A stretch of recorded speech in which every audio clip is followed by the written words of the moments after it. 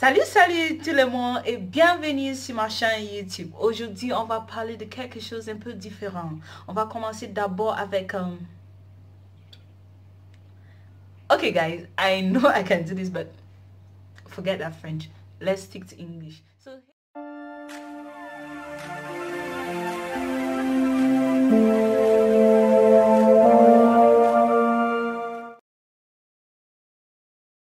So hey guys, welcome back to my channel. Yes, it's another Wednesday. If you haven't subscribed, please subscribe. It's the red button down below. Please just click on that button.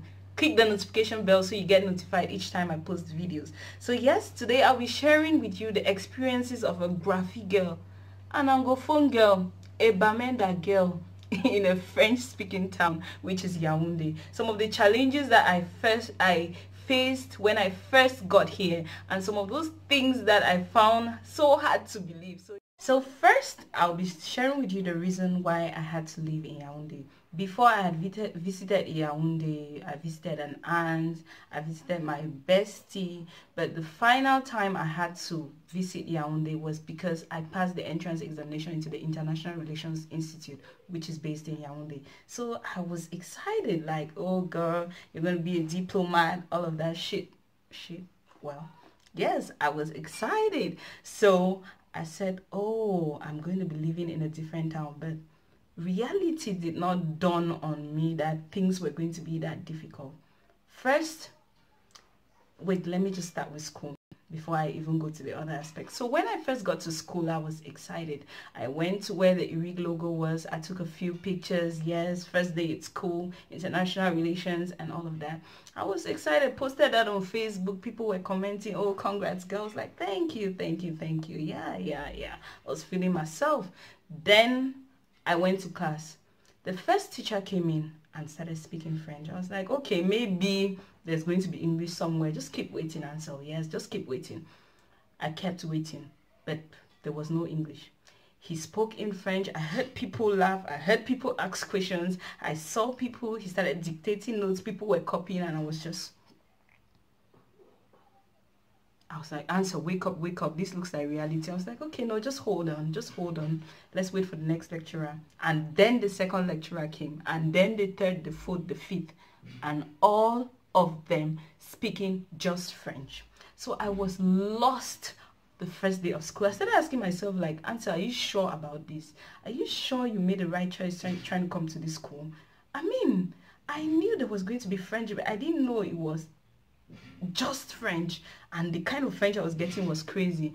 And I remember people from universities in Yaoundé like SWA and Guekele, they said, I think some of them said they had translation classes and all of that, but I realized in Enjoyyyy there's nothing like translation classes. You just have to make the effort. So I was like, oh my god, what am I doing in this school? Why didn't I just try to do my master's in UB? Like, who sent me here? I remember I called my mom. I said, Mommy, that's cool now. I'm not sure. She's like, why? I'm like, Mommy, it's crazy. Everybody's just speaking French. Lecturers are just speaking in French. I just talk. I don't even know what they taught today. So please, Mommy, I'm not sure. But well, I overcame that. I remember I had a bunch of friends. We'll come together, revise, and we had to do translations. Like, I would personally take a dictionary trying to translate my notes, and then I just carefully and quietly go and sit by someone who is French speaking. So I just copy the notes, because whatever the teacher is saying, I don't get it. So I just write and I copy. So that the first semester, well, to me was very challenging, but by the second semester I was really getting used to everything, and then I could easily pick up. I could easily even write out my own notes, and it was just so easy. I was used to, but the first semester was crazy. I tell you, it was so crazy. Having a conversation with my French-speaking classmates was quite fun, because in my class, I remember those who speak French just speak to you in French and you respond in English, and we always just understood ourselves. So it was so much fun being with them. You find like you can have someone having a serious conversation with you, speaking French, and you're responding in English, and both of you are just... So it was always so much fun dealing with my classmates and my friends back in Enjoyyyy. Away from school, I'll take my first experience when I went to Yaoundé. That was even before I got to Urik. I went to Yaoundé to visit my bestie. Shout out, boobs. So when I went to visit her, I remember I always get angry when she has to leave the house, because I just start asking myself, like, how do I go to the store? That was the same thing that continued even when I went to Urik. I'll be thinking, like, I take my dictionary. I had a dictionary on my phone. Like, I tried to construct every sentence to look for the names, like the French name to everything that I need to buy from the, like, those I did not know. I look for the French name, try to see how, so that when I go to the store, I just say exactly what I had written out and probably memorized. So there, it was so challenging for me. I go to the store and I just say it. I knew French, like the basics from school and all of that, but this was a complicated level of French. Like, you needed to you just needed to be speaking it. People around me were just speaking French. Where I went to stay, I remember another experience with my landlord. My landlord knows nothing. My landlord knew, because he's my former landlord, he knew nothing in English. So I would always go to him and then talk to him, try to speak French, but thank God he was understanding. But then when I was angry, when I get angry, I do not know how to express those my emotions in French. I'm just like, oh my God, why don't I know this language? So I remember my landlord sent his kids to an English speaking school. So one of his sons, I think he was about 14 years or 12 years old, something like that. I'll call the guy and say, okay, come. I'm very, very angry with your dad. Just tell him that he needs to fix this in the house, because that's what we agreed. And I just cannot tell him all of this in French because it's just becoming complicated. So with French, I could not really express my emotions and how I felt. So it was so difficult for me to communicate with him and deal with the problems I was having at home. Okay guys, another thing I found very difficult to deal with was going to the market. Like, when I think about going to the market, I'm asking myself, like, okay, so how do I translate some of those spices, those leaves that I only know the name in English? Like, okay, I had a way I'll do this. So if I go to the market and you're the kind of person who maybe has stuff and then you keep them, no, I'm not buying from you, because I'll just go around and I'm looking, and when I see one thing that I need but I did not know the name, I'll just point like, je veux ça. Like, the lady will be like, quoi, tu veux quoi? And then she'll start calling different names. I'm like, no, ça. Like, I will actually point what I want, because when she starts calling the name, she does not know, she's confusing me the most. So I'll just point what I want, and then she'll tell me the price, and then I'll pay. So I've realized that the problem with speaking a language that you did not know very much, or a new language, is always mostly fear. Like, you're too scared of making mistakes, and instead that is what pulls you away from learning that language. I was always too scared of making mistakes. Like, what if I say something that is not okay or is too wrong, and then they laugh at me? So I'm like, no, it's better I don't speak. But that was me pulling back. That was me not facing that challenge. That was me not being able to face the language and instead learn it. So instead I'll pull back, or I'll feel shy, or I'll just ask someone else to do it for me. But then that was my reality. I mean, I had to be living in this town, I had to be going to school, I had to be going to the market, I had to be dealing with my landlord, I had to be dealing with taxi drivers. Taxi drivers are so annoying here. Yes, very, very annoying. Like, when sometimes they will do something, or probably drop you at a spot where you didn't ask them to drop you, or give you less change, all of that. And my French is too polite. Yes, I know polite French. I don't know how to be rude in French. I don't know how to fight back in French. So in my attempt to fight back, I find myself being so calm, that calm, quiet, collected girl. And I'm just like, oh my God. Sometimes it just blows, like, it just blows up, and I turn to English. I'm like, you know what? This is not where I asked you to drop me. You had to drop me here, or this is not the change. I told you this amount, so why are you giving me the wrong change? Like, he would just be like, oh, vous les bamenda, c'est comme ça que vous êtes. Guys, it's so challenging. Like, sometimes when you get, even in the market, sometimes when I'm trying to talk to someone and it's just more than me, I just go to English. I'm like, you know what? I want this. Do you have it or not? If you don't have it, tell me, let me go. What is it safe now?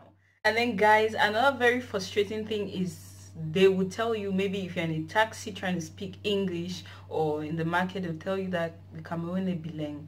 I'm just like, Cameroon, they tell you Cameroon is bilingual. Like, what does bilingualism mean to these people? Like, they expect you to be able to speak French and English.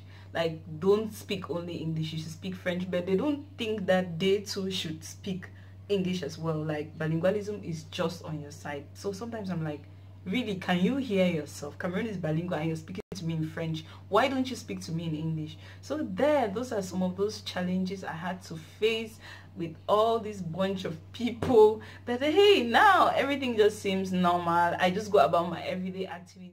And then there was, and there still is, the challenge of finding a job. Like, I've gone for interviews. I can remember 2 where they said, oh, I think your experiences, your CV, everything looks okay, but come on, what we need is someone who will be able to write a bunch of articles in French and all of that and all of that. And I'm like, oh yeah, you're right. I don't think I can actually be able to write a very good article in French, but I can write in English and I can try. I'll be able to try. And they're like, no, no, no, no, no. Most of the people in this company are French speakers, and we deal with a lot of French speaking people, so it will really not be a place for you. And I'm like, anyway. So yes, finding jobs in a French speaking town, you got to have your French on point. So I live here now, I live in Yaoundé now, and everything to me is just normal. I go about my everyday activity, I talk with everyone, like nothing seems strange. I can attend meetings, I can watch movies in French, I can do everything in French, like everything seems to be okay. I still have a few challenges, maybe with writing, but speaking, listening, oh, I'm gone past that. Like that's in the day, that's back then. So now everything just seems to be going on well. I'm married here, I have kids here, and I met my husband here. So Yaoundé now, it's like my town. Yes, so those were some of those challenges that I had to face being here in Yaoundé as a first timer and as a typical Anglophone girl. So my advice to anyone who is probably facing the same challenges is, please do not be scared to try the language. Always try to speak. It's the more you speak, the more you learn. So don't get intimidated, and please don't feel like, oh, maybe everyone's going to laugh at me. It doesn't matter. Like, you're trying to make yourself better, so it shouldn't matter. So just try as much as possible to speak the language, to watch movies, to read a few books. I mean, I'm still learning, and those are the things I do. So just try to make yourself comfortable. Don't be like me. Don't be like me. And of course, you can be like me, actually. Look at your dictionary before going anywhere so that you can have the words, because once you look at your dictionary, you're not going to look at it twice. You learn a new word, and then next time you just say it.